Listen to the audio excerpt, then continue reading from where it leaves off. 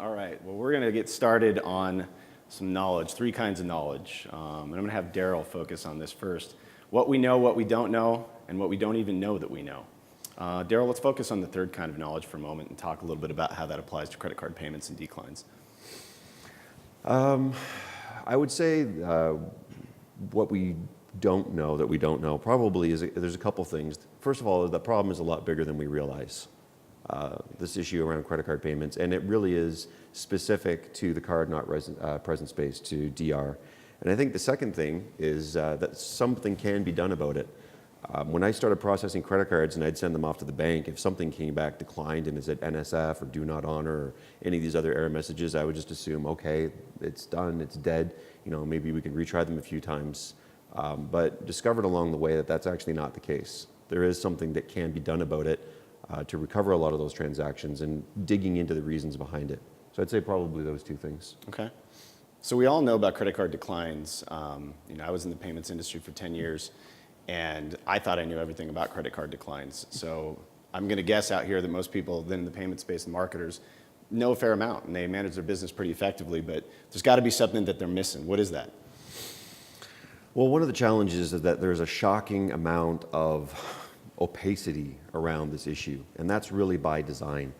The issuing banks, I mean, a lot of us know where credit card declines come from. It's not the acquirer. It's not the card association, it's the issuer. The issuer makes the decision as to what they're going to approve and what they're going to decline. And they don't want to tell anybody in the chain why they're declining the transaction. They really don't. Visa in particular has been putting a lot of pressure on issuers to open up the black box, so to speak, and kind of show people what's really going on inside of there. In fact, there's some rumblings that maybe in January of 2018, they're going to take the do not honor code and force the banks to break it up into 5 or 6 subcategories so that we can get a little bit more information about why they're declining the transactions. The reason why they don't want us to know why they're declining it is that they call it sophisticated, I don't know how sophisticated it really is, risk decline system. So a lot of times when we're getting a do not honor decline, and even quite a bit of the NSF declines that we get, that's actually us bumping up against the risk decline system. That's the bank saying, we don't want to approve this transaction because we don't have enough data, we don't trust the merchant, we don't trust something about this transaction, so we're gonna scrub it right there. In fact, if I ask a question, as a merchant, and I'm sure Manish, you can comment on this as well, we get a lot of chargebacks for fraudulent reason codes. So how many people in the room think that merchants, advertisers, are responsible for fraud? If I had a show of hands. You think merchants are responsible for fraud? Maybe. Do you think issuers are on the hook for fraud? Or maybe it's a little bit of both? I couldn't believe it the first time I got on the phone with an issuing bank and he said, no, we eat fraud all the time. I'm like, no, I can guarantee you that's not the case. I can look up in my database right now a ton of chargebacks and send them to you of transactions that were charged back for fraud. He's like, no, it's impossible. We eat all the fraud. And we realized that we were both right. It depends. If a card is lost or stolen, typically a merchant doesn't get that chargeback. The bank does eat it. They give the money back to the consumer and they eat it. And that means that they have this massive incentive to not approve transactions that they think they might be on the hook for or they might be liable for.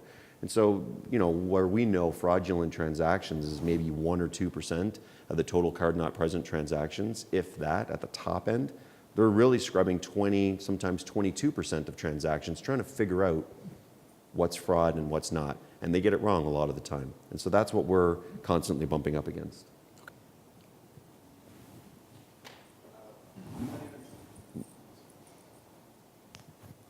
My name is Anwar with Smash Tech, and I have a question for you guys. So we currently have a CRM that has a relatively standard decline salvage process. You could just simply reattempt at an interval that you choose, and that's about it. Can you possibly touch on how FlexPay's decline salvage process works if we were to integrate with you through our CRM, and how it's different than, I guess, our current decline salvage? Sure. So there's 3 things that really impact credit card approvals. If you want to boil it right down, I like to call it the transaction triangle. It's time, transit, and test.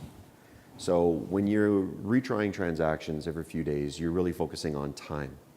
The second piece is, I think it was Scott talked about the difference between acquirers, how they're not all viewed equally by the issuers. You can bundle in MCC in there as well, the MCC code that you're in. That's transit, right? Going back to that analogy of your transactions going across the rails. So, and then the final piece is the testing. So Ideal Living and several other clients, we use account updater. That would fall into the test category.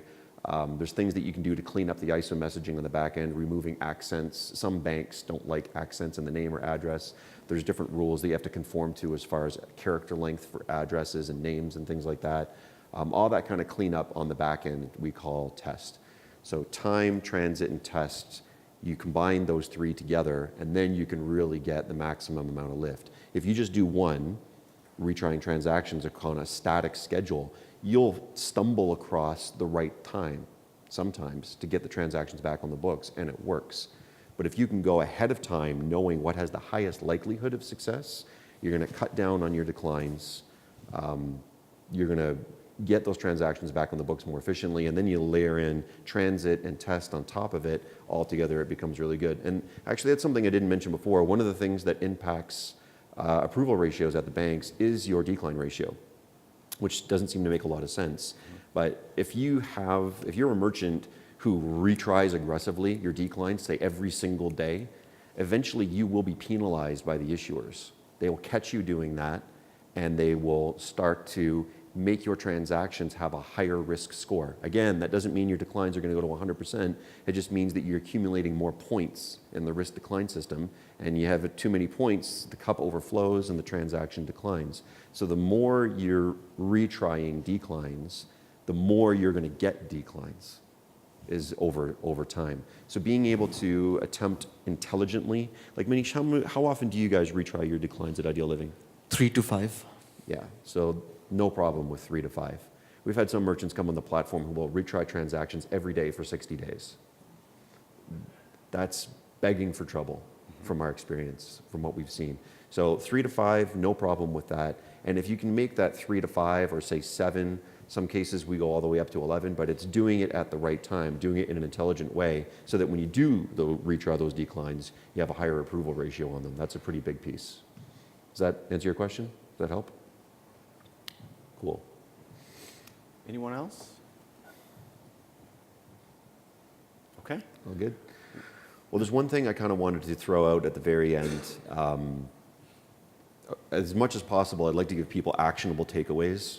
When you come to a panel and you decide to give up some of your time in the day, it'd be nice if you actually have something to go away with. So hopefully there's been some value to the conversation between Manish and I and with Chris. But there's 3 things that I'd really like to challenge everybody in the room, especially the marketers, to do.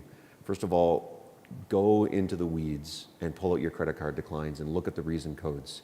You'd be surprised how much plain English language there is in there that can shed some light on what's actually happening. That's how I started, is just swimming in the SQL and pulling out the data. So go look at your declines and look at the reason codes and have a conversation with your bank about what's happening on them. You might be surprised what you can do to move the needle. The second thing is MCC. Talk to your bank about what MCC that you're in and ask them if it's the best MCC. There's some banks that used to miscode accounts. Chris can probably speak a little bit about that. We're not talking about miscoding. Anything that we do has to be sustainable and scalable, but any given merchant probably has half a dozen different MCCs they could qualify for. Your bank might have dumped you in a merchant category code that's really not the best fit for you and that is causing you to have higher declines. We've seen, so we took a portfolio of business, split it across 8 merchant accounts with the same acquirer in 8 different MCCs. And it is a very easy thing to do. That was a favor that we were able to call in as we were kind of doing some data digging. All the transactions were the same price point on the same product, coming from the same demographic, the same marketing channel. It was a pure split test. And we saw massive swings in approval ratios and in chargebacks just by MCC. The delta on it was chargebacks at one end were 250% higher in some MCCs than others, and credit card declines were as much as double from one MCC to the other, all other things being equal. So talk to your bank about your MCC. And the last thing I would say is we talked a little bit about account updater. If you're not using account updater right now, go talk to your bank about getting access to it. It's huge. Manish, if you had to guess, how many of your credit card declines do you think you get back with account updater? account updater is super, super important for retention, continuity business, recurring billing. I don't know how anybody can run a business. I agree. Especially with cards numbers changing. How many times you have had last year some of your cards fraud happening or something, or the issuing bank issuing a different number? I think I got at least 2. So out of 4 cards which I use, so 50% of the cards are going to change Just in the last year. here. Yeah. So and that helps. Account updater helps with that. Yeah. So everybody know, anybody here not know what account updater is?